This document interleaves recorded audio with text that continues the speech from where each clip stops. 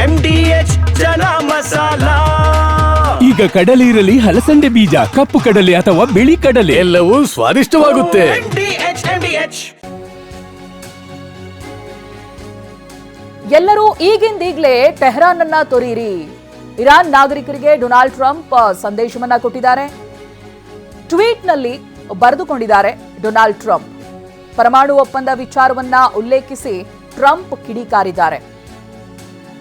Iran ಪರಮಾಣು ಶಸ್ತ್ರಾಸ್ತ್ರ ಹೊಂದೋದಕ್ಕೆ ಸಾಧ್ಯನೇ ಇಲ್ಲ, ನಾನು ಅದನ್ನ ಪದೇ ಪದೇ ಹೇಳ್ತಾ ಇದ್ದೆ ಅನ್ನೋದಾಗಿ ಟ್ರಂಪ್ ಟ್ವೀಟ್ ನಲ್ಲಿ ಉಲ್ಲೇಖ ಮಾಡಿದ್ದಾರೆ. ಟ್ರಂಪ್ ಎಚ್ಚರಿಕೆಯ ಬೆನ್ನಲ್ಲೇ ಇದೀಗ ಇರಾನ್ ಸೇನೆ ಕೂಡ ಅಲರ್ಟ್ ಆಗಿದೆ. ಹಾಗಿದ್ರೆ ಈ ಪೂರ್ಣವಾದಂತ ಟ್ವೀಟ್ ನಲ್ಲಿ ಏನಿದೆ, ಟ್ರಂಪ್ ಏನ್ ಹೇಳಿದ್ದಾರೆ ಟ್ವೀಟ್ ನಲ್ಲಿ, ಬನ್ನಿ ನೋಡೋಣ. ಇರಾನ್ ಒಪ್ಪಂದಕ್ಕೆ ಸಹಿ ಹಾಕಬೇಕಿತ್ತು, ನಾನು ಅವರಿಗೆ ಸಹಿ ಹಾಕಲು ಹೇಳಿದೆ. ಎಂಥ ಅವಮಾನ, ಮಾನವ ಜೀವನವೇ ವ್ಯರ್ಥ. ಸರಳವಾಗಿ ಹೇಳುವುದಾದ್ರೆ ಇರಾನ್ ಪರಮಾಣು ಶಸ್ತ್ರಾಸ್ತ್ರವನ್ನ ಹೊಂದಲು ಸಾಧ್ಯವಿಲ್ಲ, ನಾನು ಅದನ್ನೇ ಪದೇ ಪದೇ ಹೇಳುತ್ತಿದ್ದೆ.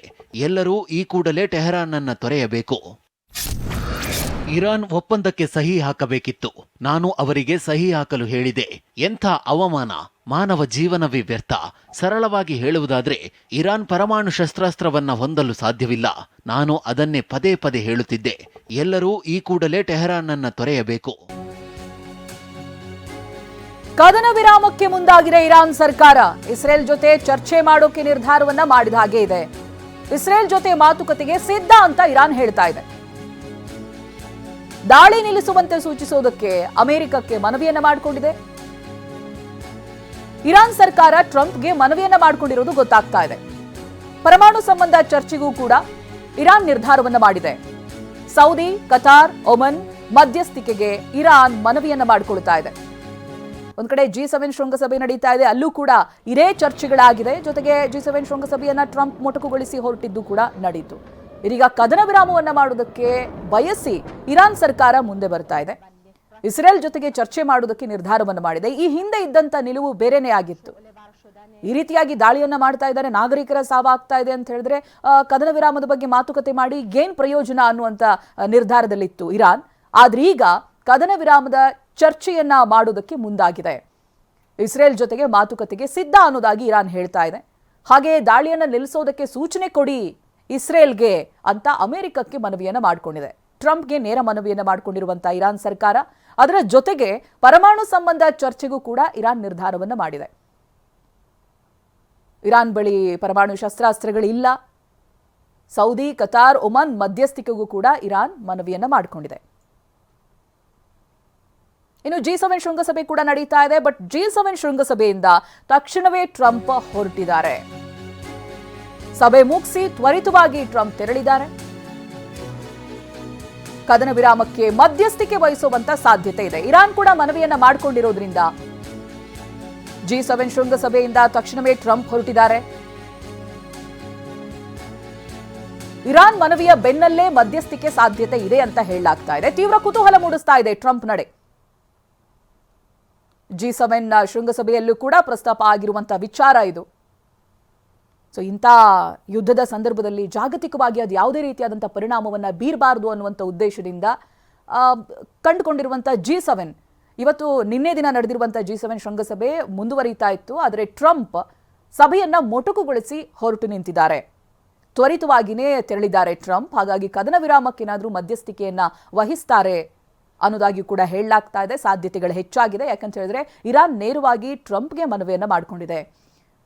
ಇಸ್ರೇಲ್ಗೆ ದಾಳಿಯನ್ನ ನಿಲ್ಲಿಸೋದಕ್ಕೆ ಹೇಳಿ, ಕದನ ವಿರಾಮ ಮಾತುಕತೆಗೆ ನಾವು ಸಿದ್ಧರಾಗಿದ್ದೀವಿ ಅನ್ನುವಂಥ ಸಂದೇಶವನ್ನ ಟ್ರಂಪ್ಗೆ ನೀಡಿರೋದ್ರಿಂದ ಅಮೆರಿಕ ದೊಡ್ಡಣ್ಣ ಈ ಮಾತುಕತೆಯನ್ನ ಮಧ್ಯಸ್ಥಿಕೆಯನ್ನು ವಹಿಸುವಂತ ಸಾಧ್ಯತೆ ಇದೆ. ಕದನ ವಿರಾಮದ ಮಾತುಕತೆಗೆ ಮಧ್ಯಸ್ಥಿಕೆ ವಹಿಸಬಹುದು ಅಂತ ಹೇಳಲಾಗ್ತಾ ಇದೆ. ತೀವ್ರ ಕುತೂಹಲಕ್ಕೂ ಕೂಡ ಕಾರಣವಾಗ್ತಾ ಇದೆ ಟ್ರಂಪ್ ನಡೆ. ಇರಾನ್ ನ್ಯೂಕ್ಲಿಯರ್ ವೆಪನ್ ಹೊಂದಬಾರದು, ಪರಮಾಣು ಶಸ್ತ್ರಾಸ್ತ್ರ ಹೊಂದೋಕೆ ಸಾಧ್ಯ ಇಲ್ಲ. G7 ಶೃಂಗಸಭೆಯಲ್ಲಿ ವಿವಿಧ ದೇಶಗಳ ಜಂಟಿ ಹೇಳಿಕೆ ಇದು. ಇಸ್ರೇಲ್ ಸರಿಯಾದ ರೀತಿ ಡಿಫೆಂಡ್ ಮಾಡಿಕೊಳ್ತಾ ಇದೆ. ಇಸ್ರೇಲ್ ತನ್ನ ರಕ್ಷಣೆಗಾಗಿ ದಾಳಿಯನ್ನ ತೀವ್ರಗೊಳಿಸಿದೆ. ಇಸ್ರೇಲ್ ಹಾಗೆ ಇರಾನ್ ಸಂಘರ್ಷ ಕಡಿಮೆ ಮಾಡಬೇಕು, ಸಂಘರ್ಷ ಕಡಿಮೆ ಮಾಡೋಕೆ ಕರೆ ನೀಡಬೇಕಿದೆ ಅಂತ G7 ಶೃಂಗಸಭೆಯಲ್ಲಿ ವಿವಿಧ ದೇಶಗಳು ಜಂಟಿ ಹೇಳಿಕೆಯನ್ನ ಕೊಟ್ಟಿದೆ. ಈಗ ನಡೀತಾ ಇರುವಂತಹ ಯುದ್ಧದ ಬಗ್ಗೆ ಮಾತುಕತೆಗಳಾಗಿದೆ G7 ಶೃಂಗಸಭೆಯಲ್ಲಿ. ಇರಾನ್ ನ್ಯೂಕ್ಲಿಯರ್ ವೆಪನ್ ಅನ್ನ ಹೊಂದಲೇಬಾರದು, ಪರಮಾಣು ಶಸ್ತ್ರಾಸ್ತ್ರ ಹೊಂದೋದಕ್ಕೆ ಸಾಧ್ಯ ಇಲ್ಲ ಅನ್ನೋದಾಗಿ ಹೇಳ್ತಾ ಇದೆ. ಇಸ್ರೇಲ್ ಸರಿಯಾದ ರೀತಿ ಡಿಫೆಂಡ್ ಮಾಡ್ಕೊಳ್ತಾ ಇದೆ, ಇದೇನು ಎಸ್ಕಲೇಟ್ ಆಗ್ತಾ ಇದೆ, ಆಮೇಲೆ ಸರಿಯಾದ ಉತ್ತರವನ್ನ ಕೊಡ್ತಾ ಇದೆ. ಇಸ್ರೇಲ್ ತನ್ನ ರಕ್ಷಣೆಗಾಗಿ ಮಾಡ್ತಾ ಇರುವಂತಹ ದಾಳಿ ಇದು, ದಾಳಿಯನ್ನ ತೀವ್ರಗೊಳಿಸ್ತಾ ಇದೆ ಇಸ್ರೇಲ್. ಈಗ ಇರುವಂತ ಆಪ್ಷನ್ ಅಂತ ಹೇಳಿದ್ರೆ ಇಸ್ರೇಲ್ ಹಾಗೆ ಇರಾನ್ ಸಂಘರ್ಷವನ್ನ ಕಡಿಮೆ ಮಾಡಬೇಕು, ಸಂಘರ್ಷವನ್ನ ಕಡಿಮೆ ಮಾಡೋದಕ್ಕೆ ಒಂದು ಕಾಲ್ ಕೊಡಬೇಕಿದೆ ಅಂತ G7 ಶೃಂಗಸಭೆಯಲ್ಲಿ ವಿವಿಧ ದೇಶಗಳ ಹೇಳಿಕೆಯನ್ನ ಕೊಟ್ಟಿವೆ. ಇನ್ನು ಬಾರ್ಡರ್ ಮೂಲಕವಾಗಿ ದೇಶವನ್ನ ಬಿಡ್ತಾ ಇದ್ದಾರೆ ಜನ. ಟೆಹರಾನ್ ಸಿಟಿಯಲ್ಲಿನ ಜನ ಸುರಕ್ಷಿತ ಪ್ರದೇಶಕ್ಕೆ ಅವರುಗಳನ್ನ ಶಿಫ್ಟ್ ಮಾಡಲಾಗ್ತಾ ಇದೆ. ಟೆಹರಾನ್ ಪ್ರದೇಶದಲ್ಲಿ ಸುಮಾರು 3,30,000 ಜನ ಇದ್ದಾರೆ. ಟೆಹರಾನ್ ಪ್ರದೇಶವನ್ನೇ ಇಸ್ರೇಲ್ ಟಾರ್ಗೆಟ್ ಮಾಡಿ ದಾಳಿಯನ್ನ ಮಾಡಿತ್ತು. ಅಪಾರ ಸಾವು ನೋವುಗಳು ಸಂಭವಿಸಿದೆ.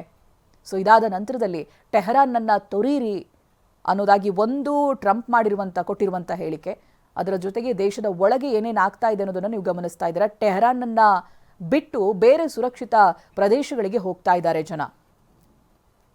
ಇಸ್ರೇಲ್ನ ದಾಳಿಗೆ ಒಳಗಾಗಿರುವಂತಹ ಟೆಹರಾನ್ನಲ್ಲಿ ಅತಿ ಹೆಚ್ಚು ಸಾವು ನೋವುಗಳಾಗಿದೆ. ಆ ಬೆನ್ನಲ್ಲೇ ಇದೀಗ ಟೆಹರಾನ್ನನ್ನ ತೊರೀತಾ ಇದ್ದಾರೆ. ಪುಟ್ಟ ಪುಟ್ಟ ಮಕ್ಕಳು, ಮಹಿಳೆಯರು, ಪುರುಷರು ಆ ಟೆಹರಾನ್ ಭಾಗವನ್ನ ತೊರೆದು ಬೇರೆ ಸ್ಥಳಗಳಿಗೆ ಹೋಗ್ತಾ ಇದ್ದಾರೆ. ವಾಹ್, ಯಾಕೆ ಈಗ ಬಂತ ಸ್ವಾದ? ಖಂಡಿತ ಈಗ ಬಂತು ಅಸಲಿ ಸ್ವಾದ. MDH chunky chaat masala life ಅಲ್ಲಿ ಅಸಲಿ ಸ್ವಾದ ತರುತ್ತೆ. ಅಸಲಿ ಮಸಾಲ, ಎಸ್ ಎಸ್ MDH.